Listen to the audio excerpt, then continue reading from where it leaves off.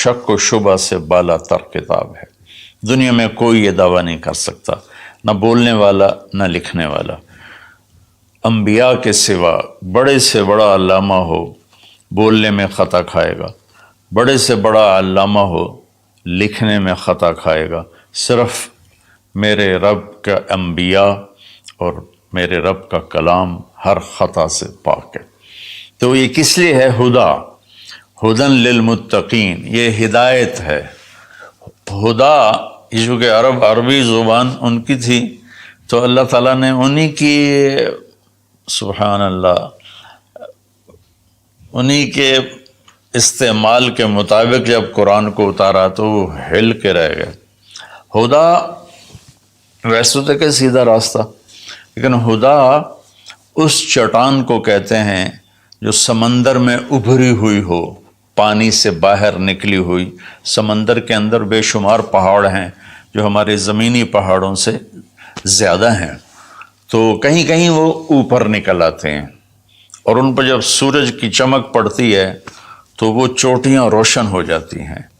اس روشن چوٹی کو عرب جب سفر کرتے تھے یا دوسرے بھی جب بحری سفر کرتے تھے تو ان کو نشانی بناتے تھے کہ یہ پہاڑ کی چوٹی فلاں جگہ کا پتہ بتاتی ہے، یا سمجھیے جدہ کا پتہ بتاتی ہے، یہ یمبو کا پتہ بتاتی ہے، یہ خلیج عقبہ کا پتہ بتاتی ہے۔ ایک مثال دے رہا ہوں۔ تو ہدا اس پہاڑ کی چوٹی کو کہتے ہیں جس کو دیکھ کر بحری جہاز اپنی سمت اور راستے کو صحیح کرتے تھے اور منزل تک پہنچتے تھے۔ تو اللہ نے اس کتاب کو ہدا فرمایا ہے کہ انسانی سمندر میں، انسانی زندگی کی کشتی کے لیے، میں پھر دہراتا ہوں، انسانیت کے سمندر میں انسانی زندگی کی کشتی کے لیے یہ جو قرآن ہے، یہ وہ چوٹی ہے پہاڑ کی جس سے تم راستہ پاتے ہو اور جس سے تم اپنی منزل تک پہنچتے ہو۔ ایک مقصد تو اس کا یہ ہے کہ مجھے کیا کرنا ہے قرآن بتائے گا، کیا نہیں کرنا قرآن بتائے گا۔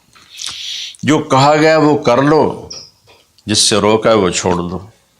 دوسرا، قرآن کا مقصود کیا ہے؟ ھذا بلاغ للناس، یہ پیغام ہے لوگوں کو پہنچانے کے لیے، جس کو امت آج بھلا چکی ہے۔ مدت ہوئی صیاد نے چھوڑا بھی تو کیا، تاب پرواز نہیں راہ چمن یاد نہیں۔ مدت ہوئی، پرندہ پنجرے میں بند تھا، جب شکاری نے اس کو کھولا پنجرے کا دروازہ اور کہا کہ جاؤ آزاد ہو، تو وہ کہتا ہے تاب پرواز نہیں، میں اڑ نہیں سکتا، تم بہت چھوٹی عمر میں مجھے پکڑ کے لائے تھے میرے گھونسلے سے، راہ چمن یاد نہیں، اور مجھے راستہ بھی معلوم نہیں کہ میرا گھونسلہ کس چمن میں تھا، کس درخت پہ تھا، کس شاخ پہ تھا، میں کچھ نہیں کر سکتا۔ اس وقت امت خواہشات کے پنجرے میں اس طرح بند ہوئی ہے کہ راہ چمن یاد نہیں، تاب پرواز نہیں، راہ چمن یاد نہیں، کہ اللہ تعالیٰ نے ہمیں یہ سورہ ابراہیم کے آخر میں ھذا بلاغ للناس، یہ لہجہ ہے قرآن کا، یہاں ھذا بلاغ للناس، یہ پیغام ہے لوگوں کو پہنچانے کے لیے، وَلِيُنذَرُوا بِهِ، تاکہ انہیں خبردار کیا جا سکے، وَلِيَعْلَمُوا، تاکہ وہ جان لیں، أَنَّمَا هُوَ إِلَٰهٌ وَاحِدٌ وَلِيَذَّكَّرَ أُولُو الْأَلْبَابِ، کہ ایک ہی اللہ ہے، ایک ہی معبود ہے، ایک ہی الہ ہے، ایک ہی مدد کے قابل، ایک ہی پکارے جانے کے قابل، ایک ہی ہے جس کو پکارنا بھی ہے، بلانا بھی ہے، مانگنا بھی ہے، جھولی بھی پھیلانی ہے۔ یہ اس کا دوسرا مقصد ہے۔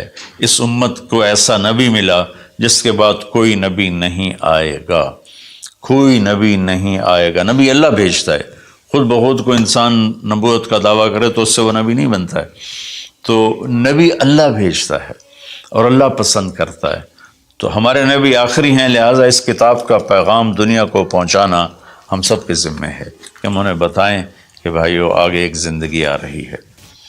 دو باتیں ہو گئیں۔ تیسری بات یہ ہے کہ اس وقت ایک ماحول بنا ہوا ہے کہ دین پہ چلنا بڑا مشکل ہے، دین پہ چلنا بڑا مشکل ہے، تو اللہ تعالیٰ نے بسم اللہ الرحمن الرحیم